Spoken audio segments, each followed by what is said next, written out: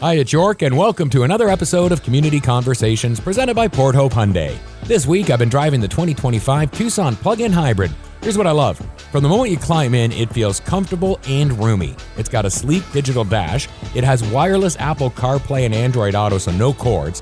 The ambient lighting is just a great feel, and the heated seats are going to come in very handy. Now, when on the road, the plug-in hybrid delivers smooth performance, perfect for daily drives.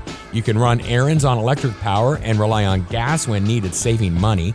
With all-wheel drive and an open interior, smart tech, and sharp styling, it's not only practical, it's efficient and fun.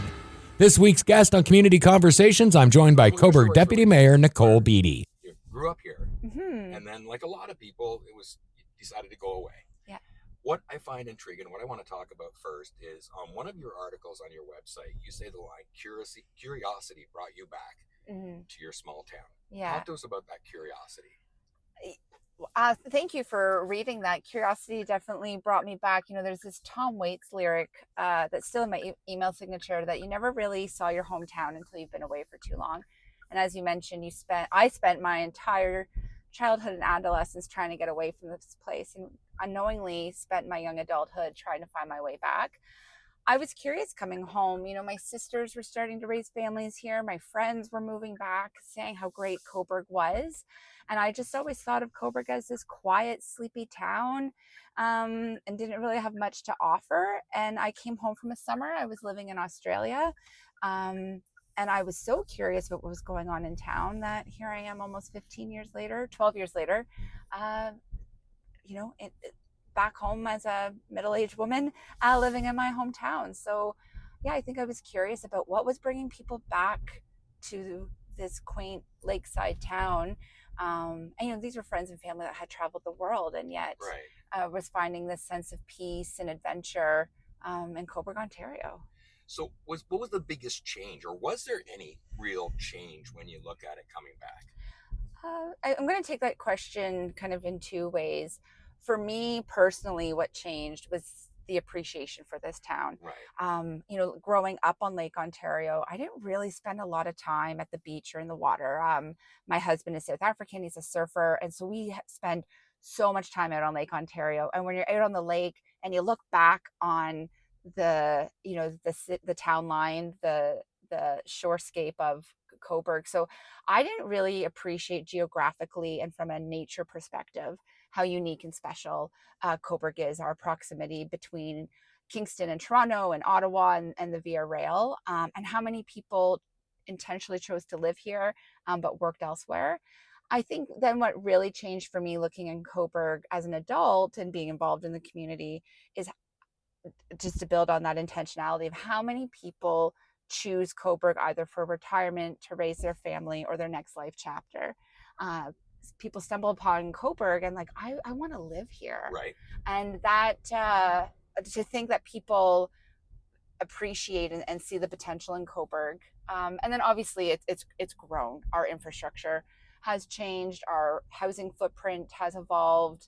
The diversity, whether it's stores downtown, things to do, even from a culturally diverse community, growing that way. I think that's what's changed for me.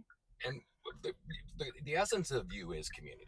Thank you. You were giving back to the community, you always do, and you didn't take long when you got back here to start that.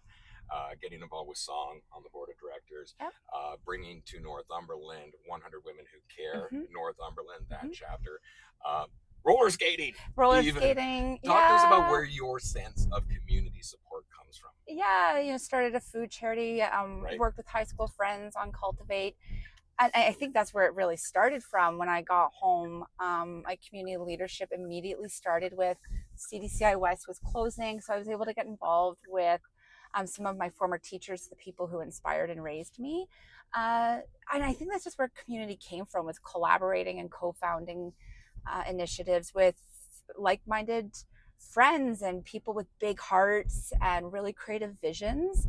And then I think my community leadership focuses on two things. Either is there a gap and how can we fill that? Or what has someone else is leading or started or part involved in and they need capacity built around that? And I have a certain set of skills and how can I contribute that? But really, as you know, this where York, where community really starts for me is it's the people that raised me and the people that I continue to grow up with. So talk to us a little bit about that, because you say like-minded people. Now you're talking about people that you know, but I think also what you find here is there's a lot of like-minded people when it comes to helping out those Mm, here in our own backyard. mm, That's community-wide, much more so than just our own mm, personal circles. mm. I love that you brought that up, and I would have been remiss if I didn't acknowledge that. So yes, starting with like-minded people, but it's interesting to think. Actually, I just had coffee and a bagel this morning with a dear friend that I met later in life, and it was really through that community leadership and the volunteering. And I think much of my social fabric, my social connections, comes through meeting people through that volunteer lens. But what I love about Coburg is this open invitation to get involved. Come as you are. How can you help out? There's whether you want to serve on a board or you want to give 1 hour a month.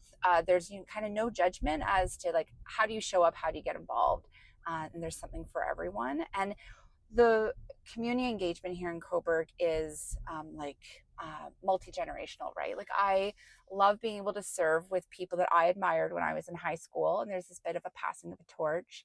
But then I also love the passion and heart and um, innovation that we're seeing from like the Interact Club and the Cheer On conference at our high schools. So I don't think we're in these like demographic silos. It really is quite a mosaic of lived experience and age and different life chapter of who's getting involved. Yeah. So a few years ago, not that long ago, maybe a decade ago, the businesses here, it wasn't really a thriving downtown. Something Mm. changed Mm. in the last decade. What do you think really has contributed the most to the revitalization of downtown and the vibe that is there? Great question. Part of that was the council of the day, Mayor Braconier. What I always appreciated about his leadership is he was all about economic development and revitalization and attraction programs. So I believe when they did the revitalization plan, it was around that same time. So I think that helped. I think the value for heritage, so the town was running a community improvement program. I also think we started getting some property owners and people who are buying the properties and really investing and revitalizing that heritage, and then people coming from bigger cities who are wanting to open up their dream business here in the downtown core. And a lot of that has come through the leadership from the DBIA. But I also think as people choose to move to Coburg, they're also coming from urban environments where they had their main street and they like to stroll and shop the downtown. But also to housing, we're intensifying around in the Right. downtown core. So there's also a pedestrian footprint. And I think the town of Coburg has also doing a lot of experiential tourism and destination development just beyond being a beach town, and really focusing on the shopping and the experiences that you can have in the downtown. Nicole, Yeah. thank you very much for Thank you taking the so time. It's a much. pleasure. Certainly looking forward to watching you and your family grow here in Coburg. Thank you so much. I appreciate that.